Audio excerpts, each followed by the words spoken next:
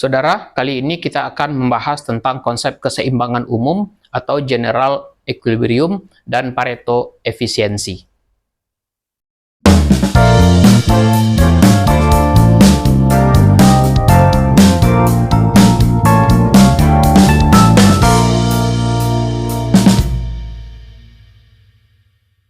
Kegiatan ekonomi itu berjalan secara berkesinambungan dalam suatu hubungan yang kompleks satu sama lain. Kita kembali lihat kepada diagram alir perekonomian, di mana pada perekonomian dua sektor ada dua aktor, yakni rumah tangga dan perusahaan.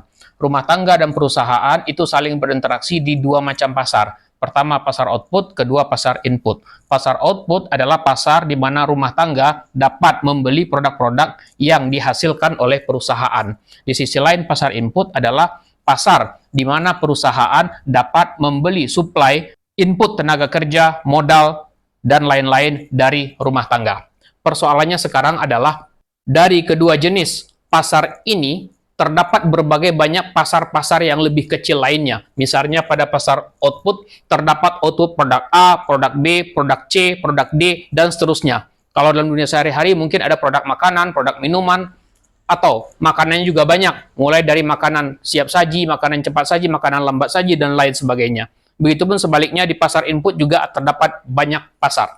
Jadi kalau kita sederhanakan di sini, misalnya kita modelkan bahwa di sini ada 4 pasar saja, yakni pasar produk A sebagai pasar pertama, pasar produk B sebagai pasar kedua, pasar tenaga kerja sebagai pasar ketiga, dan pasar keempat adalah pasar modal. Sekarang adalah bagaimana caranya agar keempat pasar ini berjalan secara seimbang. Karena interaksi di antara dua aktor di kedua pasar ini saling mempengaruhi satu sama lain. Misalnya, ketika biaya tenaga kerja itu besar, otomatis input perusahaan untuk mendapatkan tenaga kerja menjadi lebih besar. Akibatnya perusahaan akan mengalami peningkatan biaya produksi dan tentu akhirnya melakukan peningkatan harga. Ketika perusahaan melakukan peningkatan harga, otomatis rumah tangga harus mengorbankan biaya lebih besar untuk mendapatkan output produknya. Dan begitu terus saling berpengaruh satu sama lain. Pertanyaannya sekarang adalah bagaimana caranya mendapatkan satu titik keseimbangan di mana setiap pasar itu bisa menghasilkan output dan harga yang seimbang sehingga tidak merugikan satu sama lain.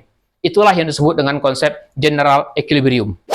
Kita andaikan interaksi keempat pasar tadi. Ada pasar A, pasar B, pasar C, pasar D. Selama ini kita sudah mencoba melakukan analisis keseimbangan, di mana kita mengetahui suatu titik keseimbangan akan tercapai apabila kurva demand and supply saling berpotongan. Itulah yang disebut dengan titik equilibrium. Pada titik equilibrium, kita bisa menentukan berapa harga equilibrium dan berapa quantity equilibrium. Ini yang kita sebut dengan keseimbangan pada satu pasar. Begitu juga kalau kita menganalisis pasar B, kita akan menganalisis di mana titik equilibriumnya. Begitu juga di pasar C, dan begitu juga di pasar D. Ketika kita menganalisis setiap pasar secara bersendirian, masing-masing, pasar A saja, pasar B saja, pasar C saja, pasar D saja, keseimbangan di pasar A saja, keseimbangan di pasar B saja, keseimbangan di pasar C saja, keseimbangan di pasar D saja, berarti kita sedang melakukan suatu analisis yang disebut dengan partial equilibrium atau keseimbangan sebagian.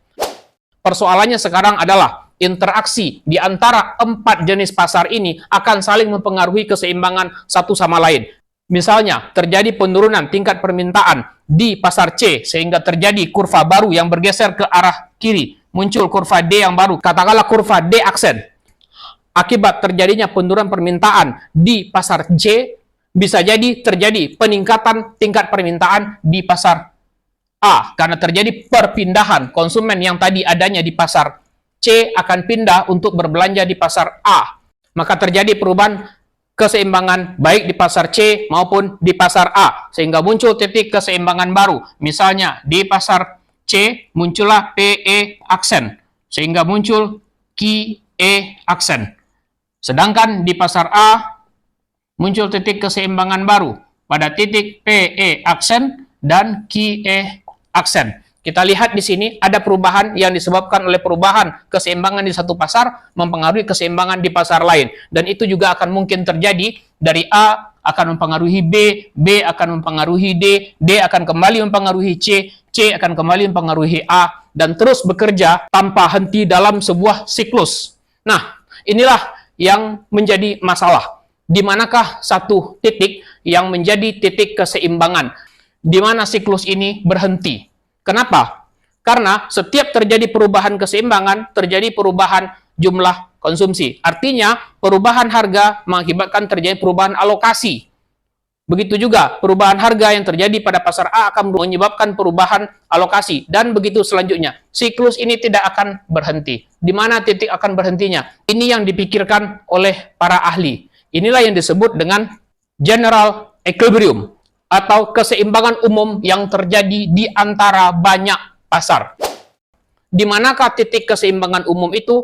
Titik itu terjadi pada kondisi Pareto efisiensi. Pareto efisiensi adalah suatu tingkat keseimbangan pada suatu pasar yang tidak lagi mengubah tingkat keseimbangan di pasar lainnya.